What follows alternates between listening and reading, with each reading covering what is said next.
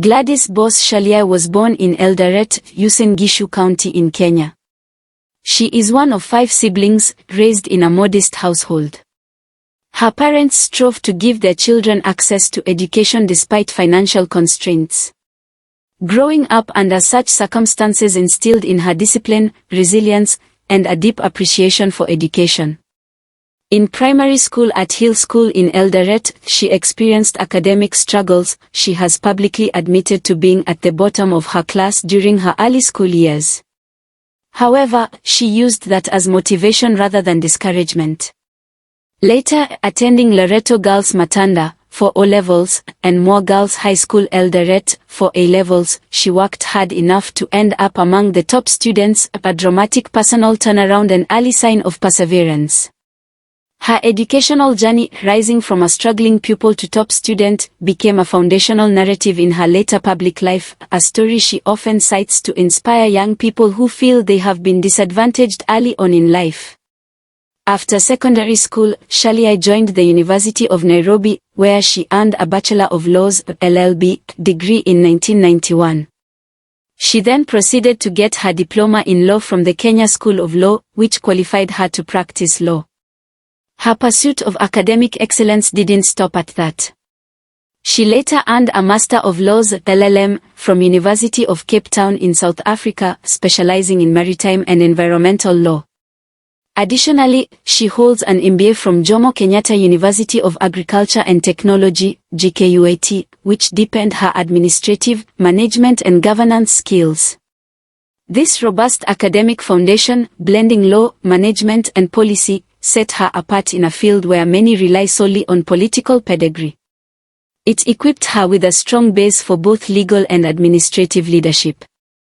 After graduating, Shollei worked at the University of Nairobi as a lecturer from 1993 to 1998, teaching law. She later transitioned to roles that combined law, policy, regulation, and public service.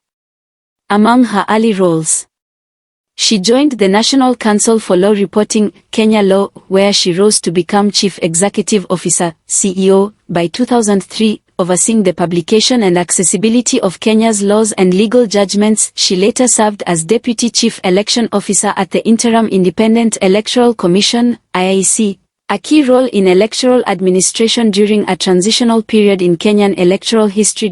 In 2011 she was appointed Chief Registrar of the Judiciary, becoming the first person to hold that post under the new 2010 constitution. In that role, she led massive reforms, reorganizing the judiciary into administrative regions, deploying ICT systems to streamline court processes, and coordinating the judiciary's strategic plan implementation. Her tenure as Chief Registrar marked a high point in her professional life. She oversaw one of the most comprehensive judiciary reforms in recent Kenyan history, aimed at decentralization, institutional strengthening and access to justice. In 2013, Shollei was dismissed from her role as Chief Registrar by the then Judicial Service Commission, on grounds of gross misconduct and alleged corruption. The dismissal was a major blow. She lost a high-profile public service position, and the public scrutiny that followed threatened to damage her reputation. Rather than retreat, Shollei challenged the dismissal in court, arguing she had not been given a fair chance to defend herself. The case dragged on. Initially, the industrial court ruled in her favor, but a later court of appeal overturned and upheld the dismissal as lawful. Nevertheless, then significantly, by 2017 the state withdrew criminal charges against her, effectively acquitting her of accused abuse of office. Her return to public service came through elective politics, a courageous pivot that required resilience, public trust, and strategic reinvention. Many viewed her comeback as a demonstration that even serious setbacks can be overcome through persistence and public service. With her judicial and administrative career behind her, in 2017 Gladys Boss Shollei successfully contested and was elected woman representative for Uasin Gishu County under the then-ruling Jubilee Party. Upon entering the 12th Parliament, she was appointed chairperson of the Committee on Delegated Legislation, a powerful committee responsible for scrutinizing statutory instruments, regulations and legal rules drafted by ministries under authority from Acts of Parliament. In that role, she steered the committee through periods of intense legislative activity, including during the COVID-19 pandemic, when many critical statutory instruments were tabled. Her leadership helped ensure the voice of the Assembly remained central even when Parliament was incapacitated due to health restrictions. During her first term, she also sponsored significant legislation. Among the most notable was a constitutional amendment bill, 2019, aimed at replacing the woman representative posts with new constituencies, a bold move intending to restructure how gender representation works in parliament and county assemblies. She also backed the Kenya Reparations Bill 2019, which sought compensation for victims of historical human rights abuses, a move that underlined her commitment to justice and social redress. 1. Her legislative performance and growing political influence positioned her as a key figure in both her county and national politics. In the 2022 general elections, Shollei stood for re-election as Uasin Gishu Woman Representative, this time under the newly formed United Democratic Alliance (UDA), part of the ruling Kenya Kwanza Alliance. She won a second term convincingly. On September 8, 2022, she was elected Deputy Speaker of the National Assembly, the number 2 position in the lower house of Kenya's parliament. Her election marked a remarkable political comeback, from being dismissed as Chief Registrar in 2013, convicted out of office, then cleared and re-elected, to becoming a parliamentary officer less than a decade later. As Deputy Speaker, she has taken on responsibilities including presiding over House sittings in the absence of the Speaker, safeguarding parliamentary procedures and rules, lobbying for committee assignments and oversight, representing Parliament in national and international forums. Analysts and supporters describe her as Ruto's Iron Lady, referencing her loyalty to the Kenya Kwanza leadership and her assertive public persona. Away from the corridors of power, Shollei maintains a strong interest in agriculture and farming. She owns a dairy farm in Uasin Gishu County, where she keeps pedigree cattle and adopts modern farming practices. She's spoken about the therapeutic and grounding effect of farming, a striking contrast to the high-stakes political life. She is also outspoken on issues of gender equality, women's empowerment, youth inclusion, and legal justice. Her own life, from humble beginnings to the apex of political leadership, is often referenced by her as testimony that early setbacks don't define one's destiny. Gladys Shollei was previously married to the late Sam Shollei, with whom she had children. That marriage ended in divorce in early 2020.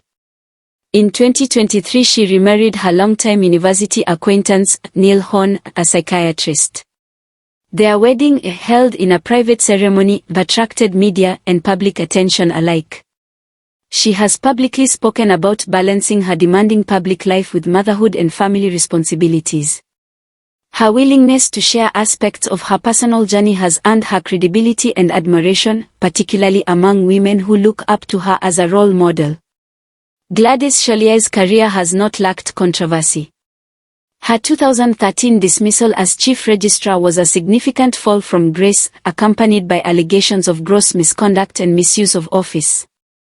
Many critics believed this would permanently damage her career, but she challenged the dismissal in court.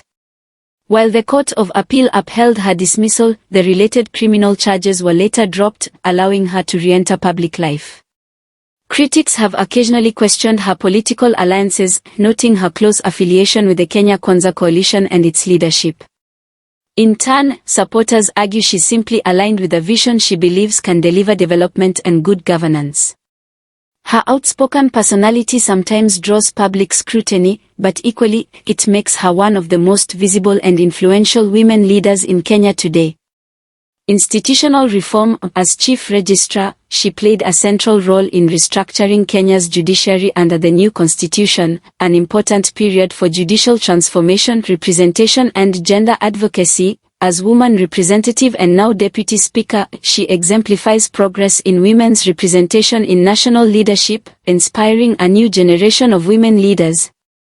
Legislative contribution. Through her committee leadership and sponsored bills, she has influenced lawmaking on gender equity, human rights, and statutory oversight, including proposals to restructure how women's representation works in parliament and county assemblies, public resilience and redemption. Her journey, from a dismissed judicial officer to a top parliamentary leader, offers a powerful narrative about resilience, redemption, and reinvention in public life, model for civic responsibility. Her background, personal story, and commitment to public service make her a reference point for young professionals, especially women who aspire to leadership beyond traditional boundaries. Thanks for watching and subscribe for more.